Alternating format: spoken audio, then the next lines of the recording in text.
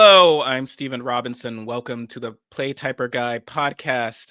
Joining me again is my friend Cliston Brown, a great political analyst who, when we last met, was shortly before Joe Biden left the presidential race.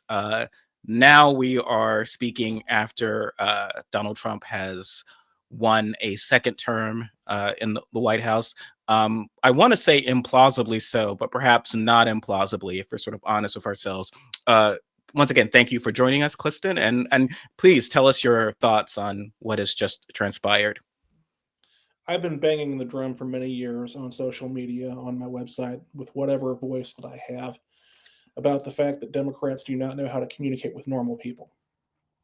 And I'm not using that in a pejorative sense. I'm talking about your average median voter who doesn't give a damn about a lot of these hot button issues that Democrats are all exercised about. You know, we are so focus grouped and so over Harvarded and over intellectualized that we seem to have no clue how to reach out to your average everyday person and say, hey, listen, we understand what's important to you. As Bill Clinton famously said in 1992, I feel your pain. Well, you know what? That worked. Mhm. Voters need to be listened to. We have spent the last 2 or 3 years telling people, oh, what are you complaining about? Your wages are higher than ever. Why do these prices bother you? What's wrong with you? You're the one with the problem. The economy is fine. Well, no, the voters don't think the economy is fine. And I warned people about this for a very long time. The voters think the economy has a problem, and they think it was better under Donald Trump when gas prices were under $3 a gallon and they could afford to buy eggs. And if we as a party continue to dismiss the legitimate concerns of voters who are upset that their money isn't going as far as they'd like it to go, we're going to continue to lose and we're going to deserve to lose. One issue I've been seeing, and it almost feels like these postmortems were written prior to the election, prior to the actual results. So I'm getting from sort of, again, as you described, in the same overeducated Harvard type liberals, the same aren't like, well, Cliston, when you talk about normal people, check your privilege, a term that normal people love. Check your privilege. You obviously are referring to white men like yourself, and normally that's all coded and it's not about the diversity and so forth and so forth. Yet the data is clear. Um, Kamala Harris did as well with white voters nationally and in the swing states as Joe Biden in 2020. If you want to talk about this being a white supremacist election, and I agree that Donald Trump is a racist, but she did better than Barack Obama nationally with white voters in 2012 when we were all dancing in the streets and talking about post-racial America. The difference was a clear erosion amongst Black voters, definitely among Latino voters who Trump won outright in Michigan, and Asian voters that hasn't been reported on as much, but definitely losses of Asian voters. And there's complete denial about it. Either there's denial and it goes back to the talking point about white men are the problem, Mhm. or it then it's like, okay, well, Latino men and Black men are sexist. And it's like, okay, well, we're going to be out of isms, and then we're just going to have Matt Getz ruling over us forever. I don't know how that wins anything. Is very clear as to your point. We are losing the ability as Democrats to speak to to connect with normal working class people. That becomes a long time problem, right? Because you need working class voters to win in these states. Like, non-college educated whites aren't going to help you win in those states and in swing states. And a lot of I'd like to ask you about with the Black vote, because people point to, Harris did worse with the Black vote than obviously Obama, but even Joe Biden, but still the best in her group. But this is my concern had long been, and I've written about this, politics is about often sort of party affiliation. It is a sort of cultural traditional thing, how your parents voted, how your grandparents voted. And, I'm from a working class Southern background. I grew up, people worked in the plant, but voted for Mondale, voted for Dukakis. But those people who remember the civil rights movement, they're aging out of the electorate. They're dying. And there's younger Black men. So what should scare the living hell out of Democrats is when they look at young Black men, even young Black women, and see those folks going to the Republican Party. Then you start to say, oh, this is a larger class issue. And then those numbers among Black voters is going to decrease. And that's potentially catastrophic. What are your thoughts on that? You know, you grew up in a working class family, I believe in South Carolina, correct? Yeah. I grew up in Yeah. a working class family in Indiana. And I was exposed to a lot of country music. And there was a fellow named Charlie Daniels, who was a major star in country music in the 70s, 80s, 90s. And he had this song called What This World Needs Is a Few More Rednecks. And there's a line from that song that is apt here. One of the lines was, there's always going to be a lot more of us common folks than there's ever going to be a you. You know, we are not a country of eggheads. People who graduated from college are a minority, a growing minority, but still a minority. And the largest block of voters is working class voters, and the largest sub block are white working class voters. You look at the data from the last election, 71% of the electorate are white. If you had told me before this election Kamala Harris is going to get 39% of white men like myself, I would have said, game over. She's won the election.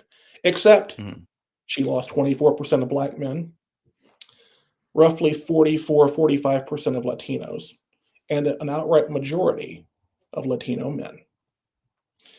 There's a realignment going on here, as you've alluded to, as sometimes happens, and it's happening along class lines. It's not happening as much among racial or ethnic lines. And we're missing the moment. We're refusing to step out of our paradigms and our box and see that there is a change happening here. And I go back to, if we do not learn how to speak to the concerns of the majority of people in this country, whether they be white, Black, Latino, Asian, pick whatever group, we are not going to get anywhere. I know very well that Donald Trump is not going to do a damn thing for Black men. He's not going to do a damn thing for Latinos except deport a bunch of them. And yet, we still suffered major losses among those particular demographics. And we can be in denial all we want to. And we can, grasp what we've always done and say, but it always worked before. Democrats are very, very bad about this, going back to what's always worked for us and being very, very slow to understand or grasp change. We can keep doing all that, but we're going to keep losing if we do that. We've got to try something different. And what I think we've got to try is to get away from this overly intellectualized, niche left positioning that we have in our party. For instance, a story came out this week that Kamala Harris didn't do the Joe Rogan show because the staffers on her team didn't want her to do it. They were kind of offended by the idea that she would go on this show. Would it have helped her? I don't know, but we should have tried it. Yeah. So we've got all these sacred cows in our party, but it's our party that's getting butchered. And could I leap on that point, because I'd written about this today? I call a great deal of BS about that argument. Don't tell me that you're offended that your candidate would go on Joe Rogan when your candidate sat next to Liz Cheney in Wisconsin, a state she lost, with Charlie Sykes. Right. I can take you back to things Charlie Sykes said about Michelle Obama. I mean, he was hardcore conservative, and amongst a lot of never Trumpers, it seems a sort of class embrace. So it's sort of like liberals, white liberal Democrats will be like, oh, Charlie Sykes, Bill Kristol, Rick Wilson, they're all on my team. I love these guys.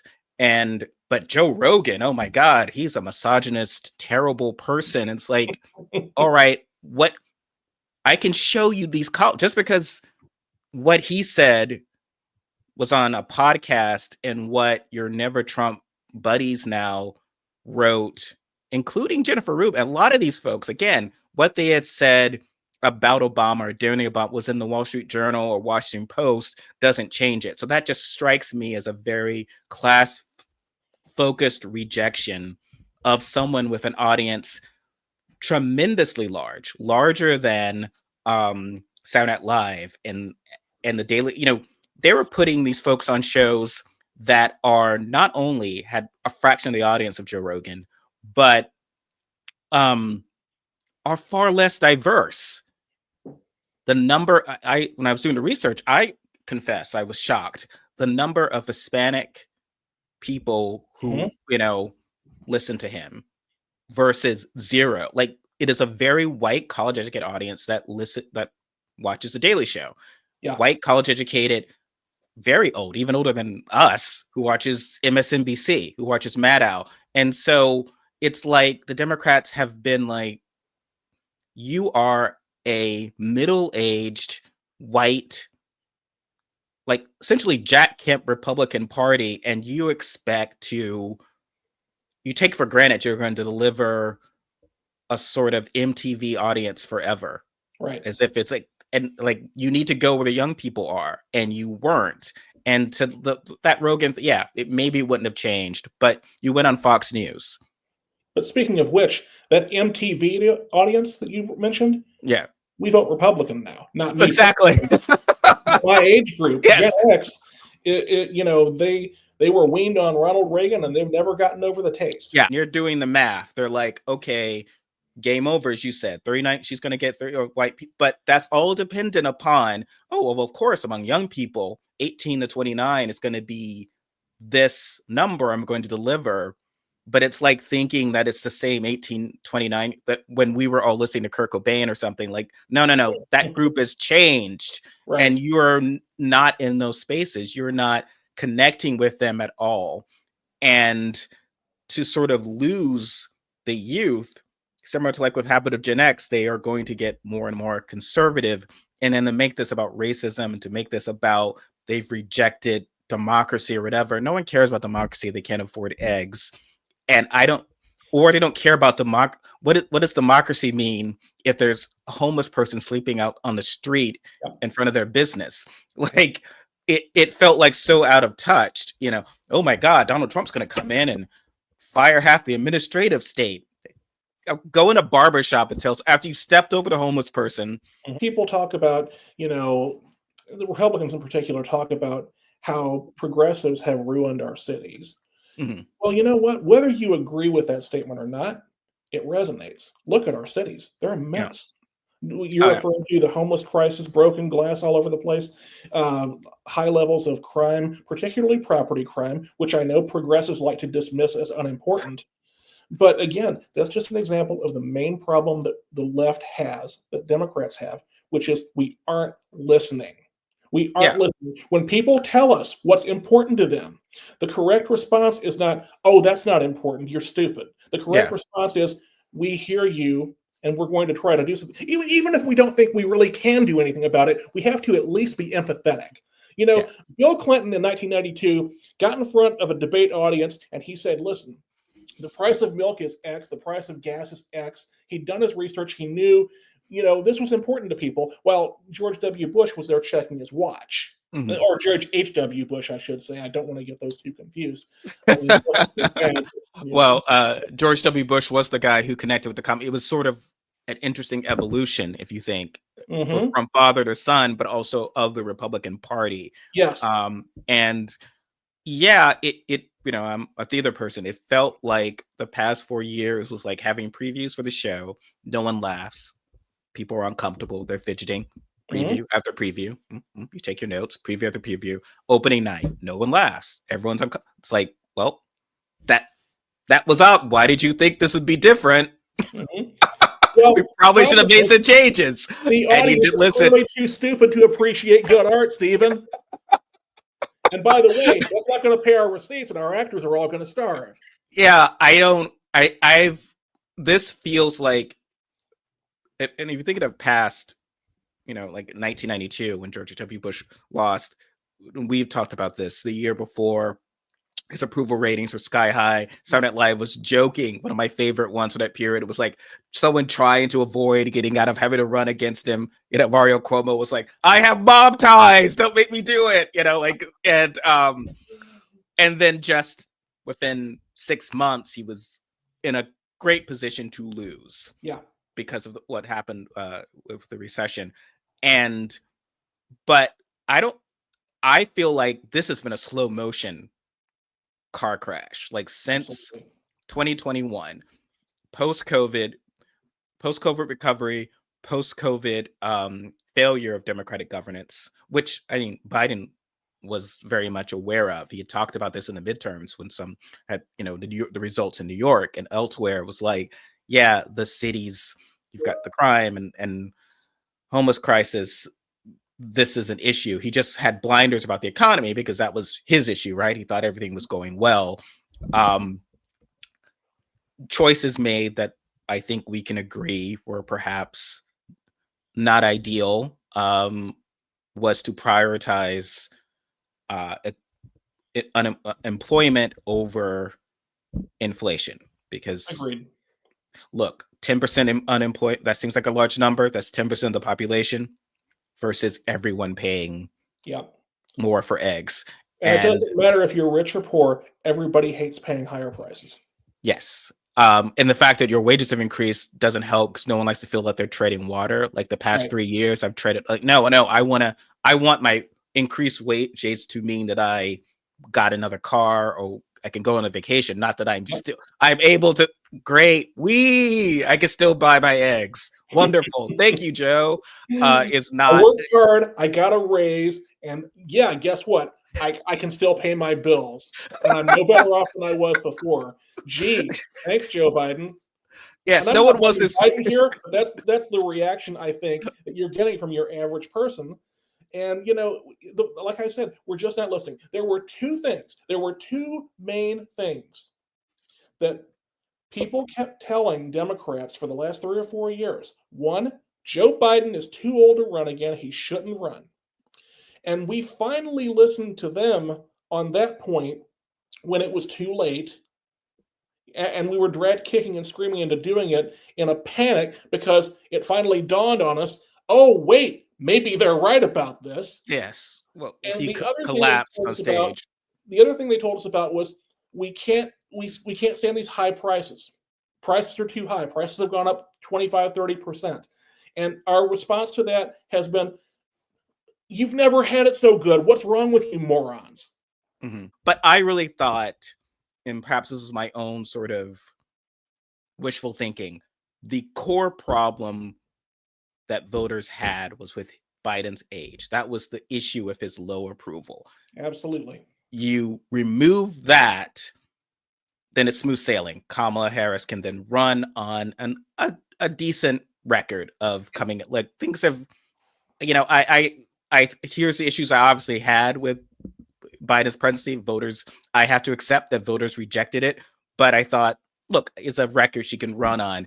That was fundamentally untrue, and I think perhaps was maybe wishful thinking on my part.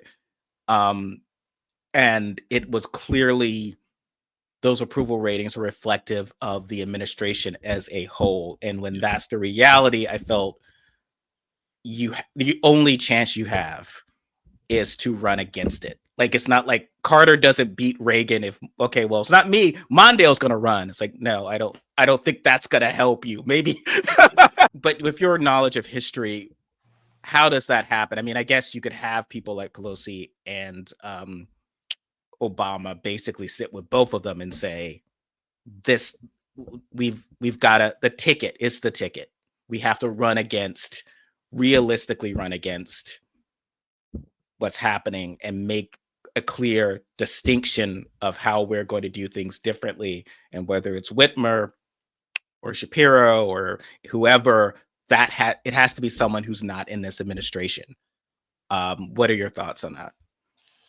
Once upon a time, the two political parties were a lot more powerful. They were able to gatekeep a lot more than they could. In the 1970s, both parties went away from the old model where longtime Democratic operatives and officials really had a lot of power, and they swapped it out for a model which was based on winning primary voters, winning primary elections and caucuses in all the states and territories. What that did was it diminished the power of both parties, such that eventually you're able to get a Donald Trump. So, you go back to 1968, Donald Trump runs for president, he gets laughed out of the room by the people who actually control who's going to win the nomination. And that's a good thing. And, you go back to a real life example from 1952. Harry Truman decided he was not going to run for another term. His approval ratings were about 20 something percent, and Eisenhower was running on the other side. Everybody understood how that was going to work out.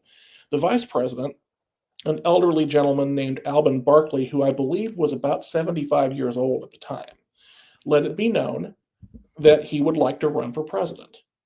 And the top 2 or 3 guys in the Democratic Party got on a phone call with Alben Barkley and said, "You can't run, Alben. You're too damn old." And that was it. He had no recourse. There were no primary elections. He could run in a couple primary elections because 6 or 7 states had primaries. But in most cases, the delegations were controlled by the party organization in each state. And frankly, we mostly had better candidates, with the exception of an occasional Warren Harding. And I think the party is so weak, both parties are so weak that they can't gatekeep anymore. Mm-hmm. And so Biden really didn't face any kind of, consequences, if you will, for not, bending to the party's will and stepping aside for the good of the party. And it finally got to a point where it was just so obvious to everybody that Biden was not only going to lose, but lose badly and take down a lot of Democrats with him, which frankly Kamala Harris did not do. Democrats did pretty well for the most part, at the down ballot level. When it became completely clear that we were heading for a catastrophe was Biden able to be persuaded to step aside, and even then, it took him a month to do it. And I was interject there and say I agree with you, because I know a lot of Harris supporters didn't want to run. They felt like it would be falling on a sword, it was a disaster, and but it did help the party for no reason. Then she did no harm. Yes. Like everyone from Baldwin case, they could appear in public with her, run with her, and say, yes, I believe this person should be president for the next 4 years. You can trust my judgment, which was not something that after that debate performance, and frankly, whenever Biden opened his mouth after that, he got us into a gaffe with the garbage comment. Like he couldn't, like that was going to be a problem for every down ballot Democrat, because he was going to say something.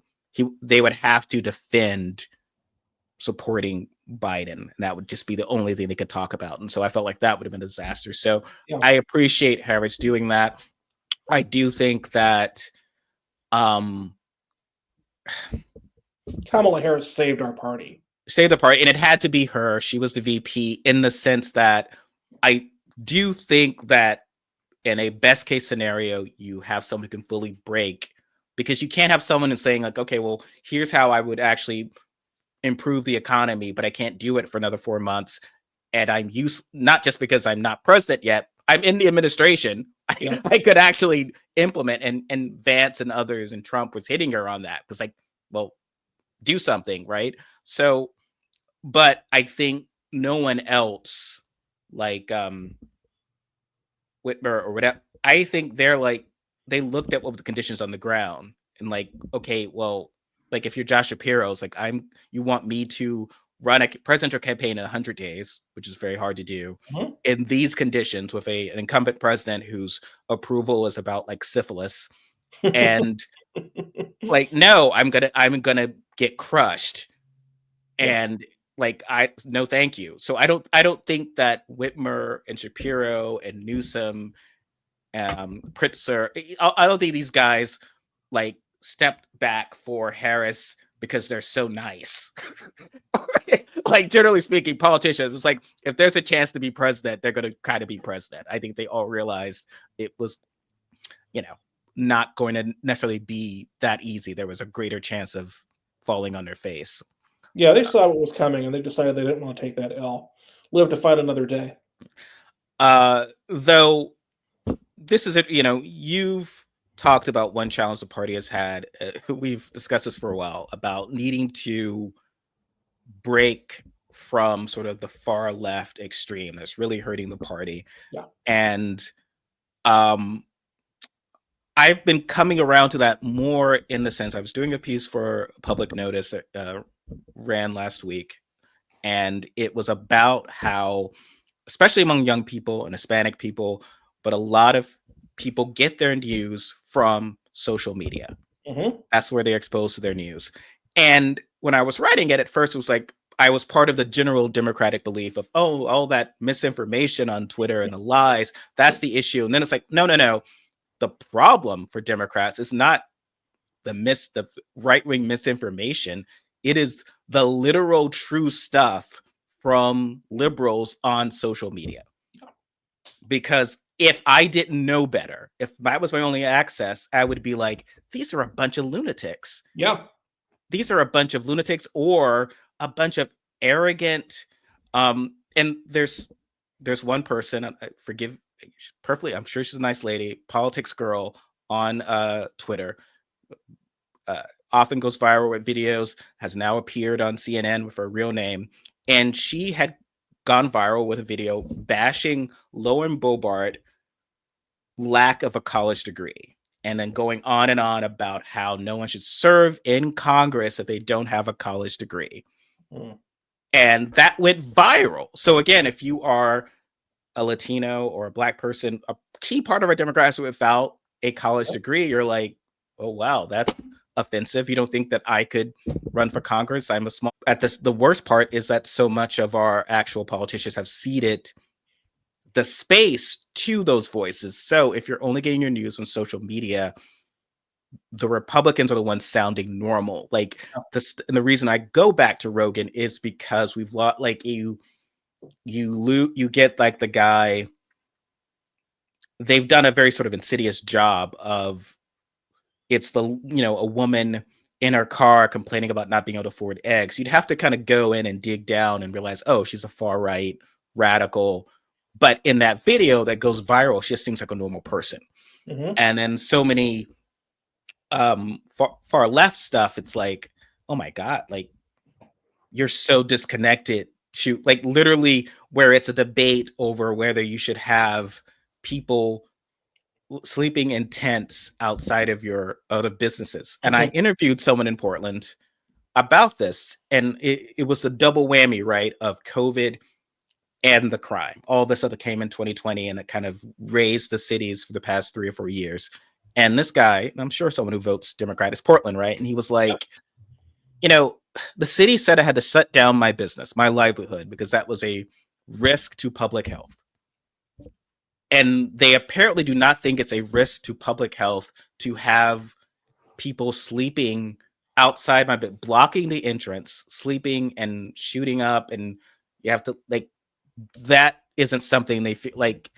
It was a sense of very anger and frustration with Yeah. democratic governance and priorities. And I'd had that conversation with someone as well. We were both had the epiphany of like, well, we're sort of the old school liberals of like, pollution is bad, Yeah. right? So we want to be able to, like in the 70s or 80s, she was like, no, we want our public spaces to be clean. Mhm. And, that means, and silly me, I'm sorry that I'm insensitive. That also translates to not wanting people urinating in these public spaces or sleeping in those public spaces, or that you can walk with your kid and not be smacked in the face with pot smoke. Yeah. like that's air pollution, right? Like all these things that used to be what liberals understood. Now it's like if you say you want a clean city, they point at you as if you're a fascist. Only 100%. fascists want clean cities. It's like, Hmm? what? You don't sound, no normal people don't believe this. And that's That's been exactly right. this challenge that like the left is completely out of their mind. Um, There are a couple of things there that I'd like to talk about. The first of which is, how I mentioned earlier, the Democrats cling to what used to always work but doesn't work anymore. mhm, So we talk about new media and traditional media. The Republicans are kicking our ass on new media. And mhm, every day, traditional media loses more and more viewers. It's a dying medium. And yet, we keep relying on the media to present a balanced case to the public when the public is tuning the media out in droves and going with all these new media actors who may not be, this may not be a good thing, but it is what it is. And you want to go fishing, you got to fish where the fish are. And mhm. increasingly, that is not traditional media. So we again are failing to learn our lesson on that. And the second thing is, what you were talking about, traditional liberals stood for certain priorities and certain, things that we thought would be good, like clean air and water and so forth. But now we have this situation where hyper progressive governance in ultra liberal cities is resulting in very, very bad results, which I think most normal people would objectively say are bad things. When you talk Mhm. about, homeless people urinating in the street, you talk about the various other problems of governance in the cities, the graffiti, the broken windows, all of this stuff. People see that, and the average normal person says, "This is bad, and I don't Mhm. want to go to that city anymore." I don't spend a whole lot of time in San Francisco anymore. It's 40 miles down the road, but it's a mess. Yeah. So here's the thing: if the left has lost you and lost me, there's not a lot left. Oh, And one thing that I was thinking about as I was thinking about being on your show today was this idea that so many liberals, or liberals may not be the right term, so many far left people in particular, although some liberals too, don't understand that fundamentally politics is a math problem. mhm, And the objective is to get 50.1% or more. Otherwise, you lose and you don't get to govern and you don't get to pass all these things that are important to you. And so now we talk about this whole identity politics thing. Okay, like I said earlier, if you told me before the election Kamala Harris was going to get 39% of white men, I would have said the election was over. We won handily. Well, that used to be true when we were getting over 90% of the black vote and 70% of the Latino vote. But now we are not getting that. We are getting significantly less than that, which mhm, means that you got to be looking at, instead of 40% of the white vote, you got to be looking at maybe 45% of the white vote.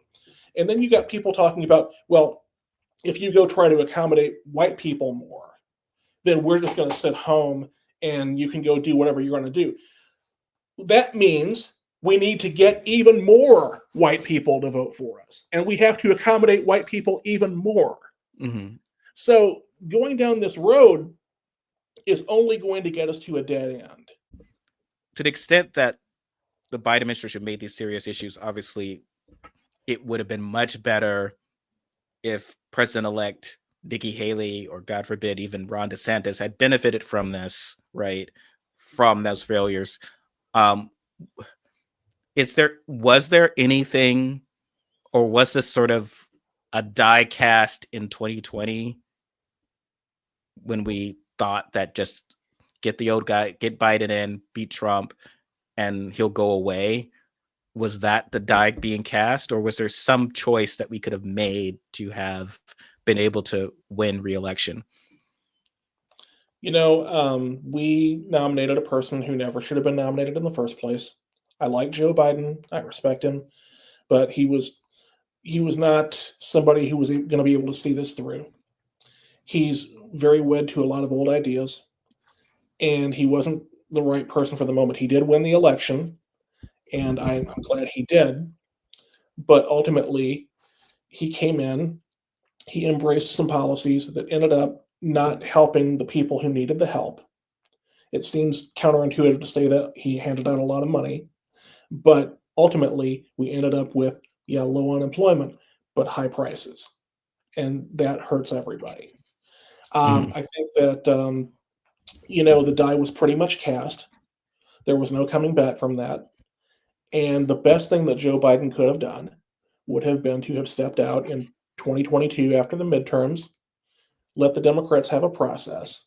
Maybe Harris would have emerged, maybe somebody else would have emerged, and then accept that, whoever's coming along next, whether it was Harris or whoever else, was going to have to break with his administration to have a chance to win. Because the first and most important thing that has to be done in politics is to win elections.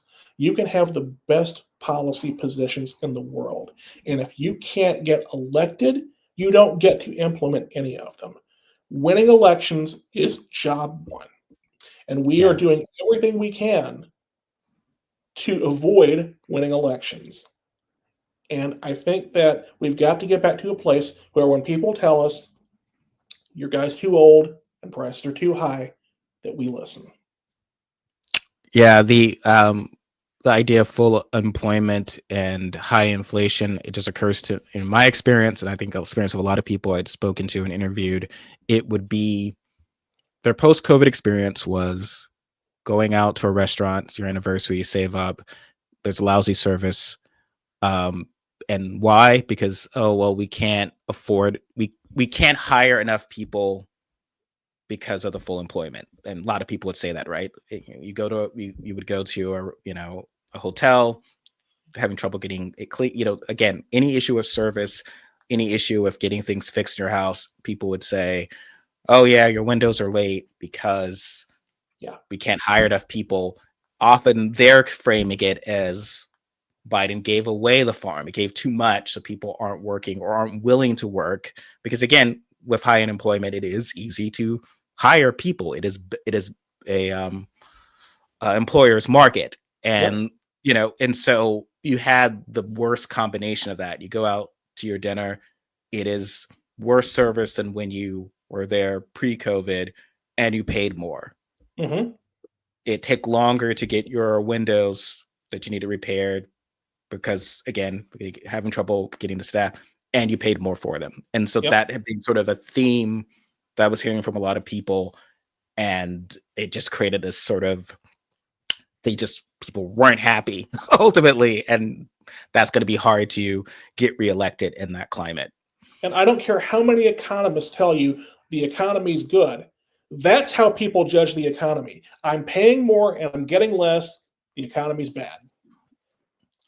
And if your goal is to stop Trump and want to, either you hire attorney general who's awake and say job one, and I don't care if I'm only going to serve one term because it's going to be polarizing. I want you to dismantle the MAGA movement, not Yep. let it get stronger, dismantle it. I want Yep. him arrested by March. I want everyone, all those folks rage, no low hanging fruit, because if he Yep. gets back in power, he's going to just pardon him. I want you to go after the top brass and dismantle this, and I'll take the hit. And then if I lose to President elect Haley, it's not the end of the world. Right. And then the other option would be, if it's by 2022, just be, okay, well, this guy's going to be the nominee. I need to drastically improve the conditions on the ground.